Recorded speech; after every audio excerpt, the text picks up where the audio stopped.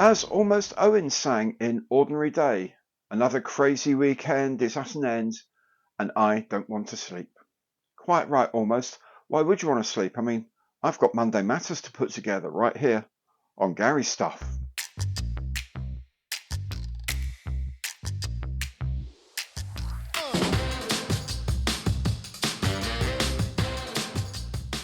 Hi there, I'm Gary. Welcome to my channel. Welcome back if you've been here before. Today, indeed, is Monday Matters. Now, as usual, I'll have a quick look at some of the news of the week. I'll have a quick catch up with what I've been up to on my bench.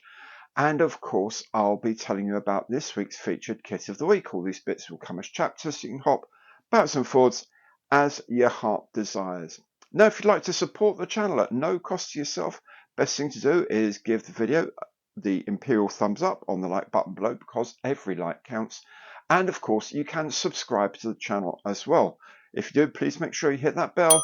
Then you'll be notified of all my future content as it becomes available. And of course, if you want to make a bit more concrete contribution to the channel, you can do that through super thanks, by becoming a channel member, or by using any of my online affiliate programs. Okay, before we go on, a few things. First of all, thank you so very much to all of my supporters who have sent me very, very kind messages to say, just keep going. The world doesn't need to know what's going on, but, there's a lot of things going on in the background in my life at the moment, and it means that things like Monday Matters might be late, and one or two other videos may not turn up when I hope they do. But I'll still keep going. Everything's fine. But, thank you all for your very kind messages of support. It's very good of you.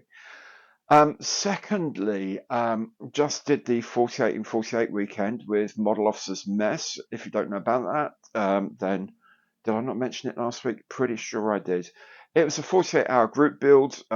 Traditionally, people build something in 1/48 scale over that 48-hour period. This year, it's a bit more loosey-goosey, and you can build any scale you like, pretty much. The point was just to get together for 48 hours and make some models. There were some amazing auctions as well. And all of this was to raise money for Models for Heroes, an amazing charity, I think.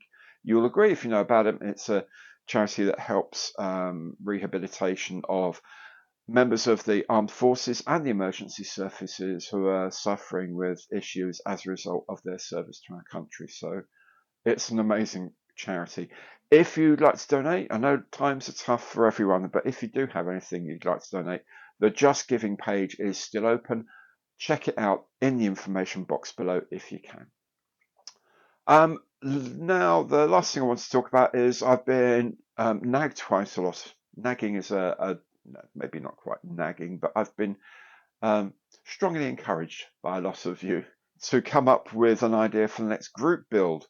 So I'm going to leave it up to you. I'm going to give you 4 choices. I'm going to run a poll on the site as usual, and there are going to be 4 choices. First one is going to be a Summer Warriors build. Just had a Winter Warriors build. You could have a Summer Warriors build if you like.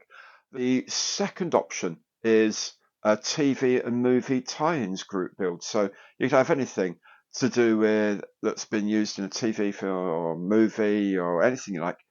Leaves it completely open to anything and just say what the connection is if it's not immediately obvious.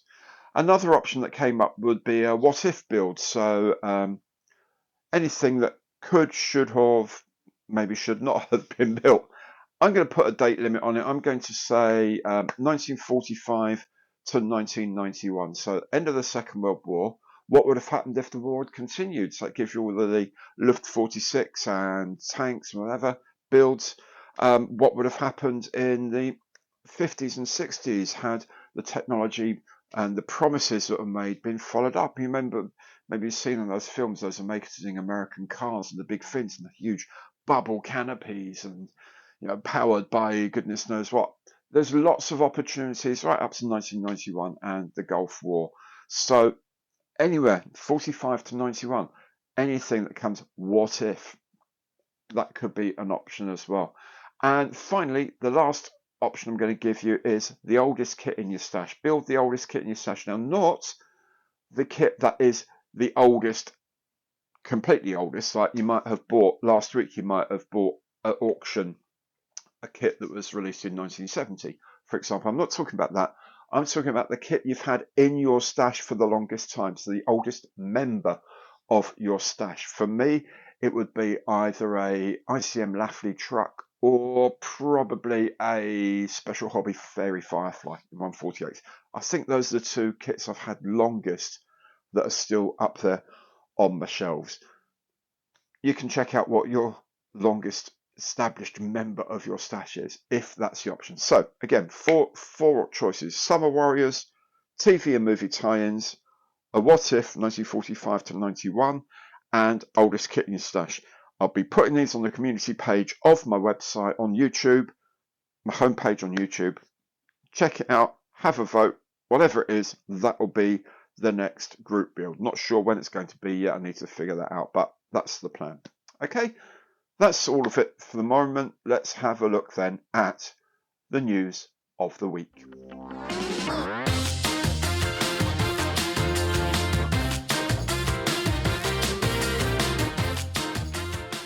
Replicas has announced a pair of 1/48 scale vampire trainers. One is the Vampire T11 trainer as used by the Royal Air Force. The other is the J28 that served in the Royal Swedish Air Force. A range of their own detail sets is also in preparation. Armory has announced a 1/144 scale kit of the Lavochkin LA-15.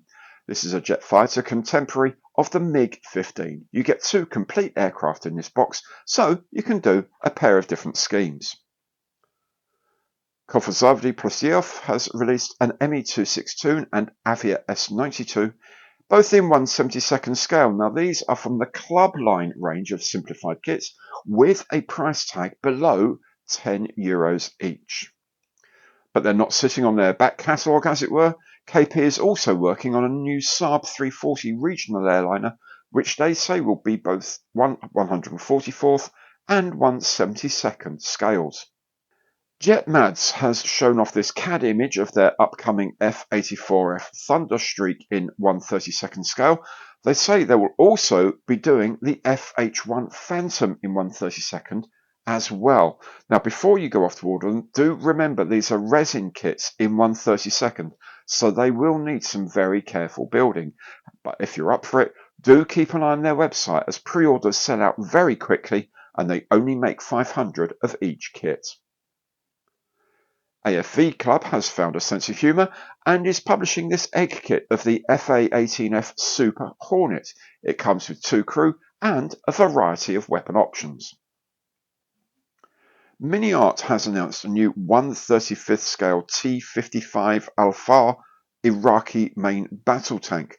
The CAD images look good and have the usual level of MINIART detail. Ryfield's Models has announced a new Sonderkraftfahrzeug 234 Puma in 1/35 scale, complete with an open engine option. While ZIMI Model has a trio of new vehicles based on the Lorraine artillery tractor, including an observation post version, a driver training vehicle, and a rocket-armed Stuka zu Fuss, all in 1/35. Ace Models has this new Dodge half-ton WC43 truck in 1/72 scale. This comes with cable drums and ladders as a telephone repair vehicle. There is also a new kit of the German V8 Type 51 truck at the same scale. AMT are re-releasing the classic 1972 Chevy Corvette Roadster in 1/25 scale. One of those things I guess you've got to build if you're into Americana. And finally, access your inner Logan with this sheet metal kit of Wolverine from Fascinations. Do you know, some days I know exactly how he feels.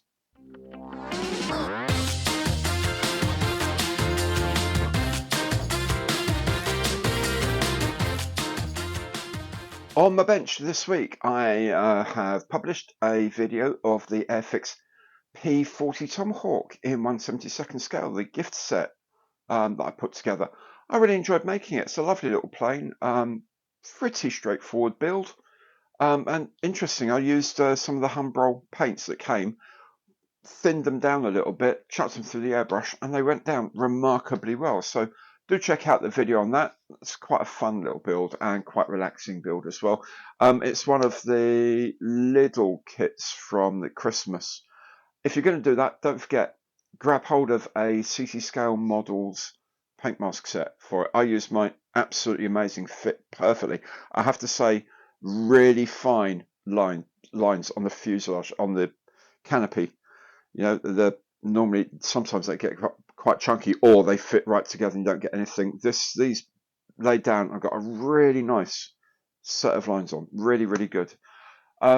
Check out the link in the information box below if you're going to want to do that. Also, we had the first Thursday live stream, first Thursday of the month. We have a live stream for a couple of hours. At one point, I think we had about 100 people watching at any one moment. I think it averaged out to about 65 over the 2 hours. Really glad you could all join in. Thanks so very much for supporting that. Thanks to the wonderful people who donated memberships as well to some of our lucky viewers. And so don't forget, next one will be the third Tuesday of the month, which is the 19th of March, if I'm not mistaken. Just checking on the calendar. Yeah, looks like 19th of March. I'll remind you in the week before's Monday Matters as well, but put it in your diary. 19th of March, 8 p.m. Greenwich Mean Time. Still going to be on Greenwich Mean Time here. So that's 2000 Zulu, if that means anything to you. Pop along, listen in, send some messages in, have some fun. I really enjoyed doing it. I'll be continuing building my 144th scale Tornado on that. What else has happened? Well, I've built I did the 48 and 48, as I mentioned, with Model Officer's Mess. I built the Martin Handyside kit that Mystery Box Nick sent me recently.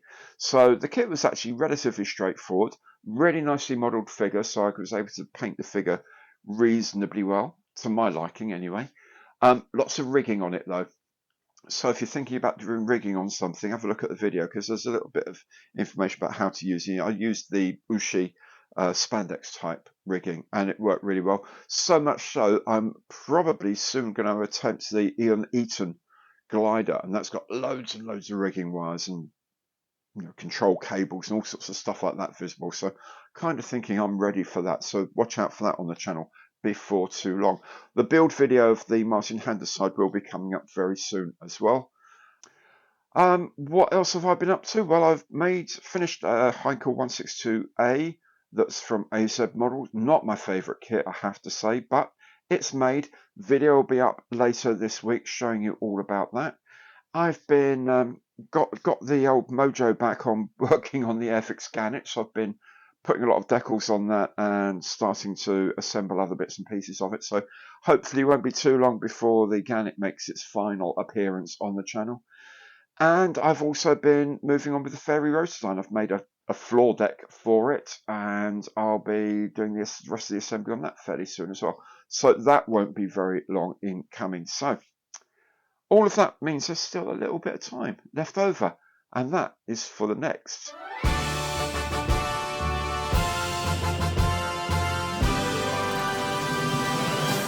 Kit of the week. Now, this week's featured kit of the week is from a brand new manufacturer.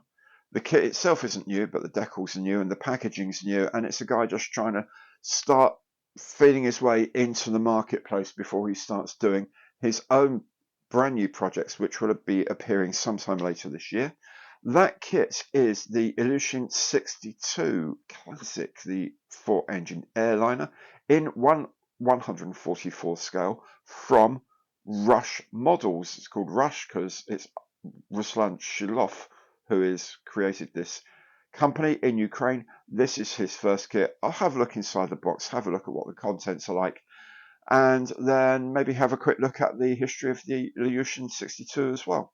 So that is it for this week. Do come back next week for our 100th episode of Monday Matters. I can barely believe that you're still watching after 100 episodes, very nearly. Come back for that. Do come back on the channel, have a look what's going on. Best way to find out what's going on, subscribe to the channel, hit that bell, you'll be notified of all my future content. Don't cost you anything to do that, and it doesn't cost you anything either to give any video you watch the Imperial thumbs up on the like button below, because every like counts. Thank you so much for watching today. I'll see you next week. See you around on the channel as well. Take very good care of yourselves, and goodbye.